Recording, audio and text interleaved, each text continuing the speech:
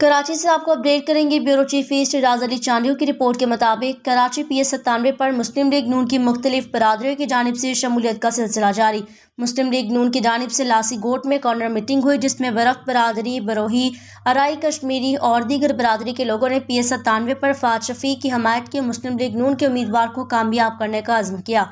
गुलाम कादिर बरफ, तमानुल्लाह बरफ, शफी बरोही, रमज़ान बरोही, शबीर अराई, सरदार काशिफ कश्मीरी, अरसलान बलोच, इकबाल बरफ्त और दीगर लोगों ने नून लीग में शमूलियत का ऐलान किया।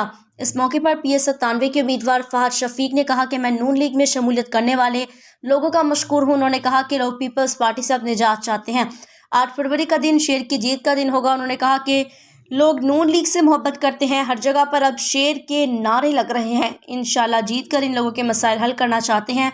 तकरीब को मुस्लिम लीग नून के रहनुमा गुलाम सरवर तुनियो, आबिद खरल, जुल्फकार चौधरी, साहब खान डोमके, नूर कोहस्तानी और दीगर ने खिताब किया। मज़ीद तफसीलात के लिए देखते रहें पाक सिटी 7 न्यूज़।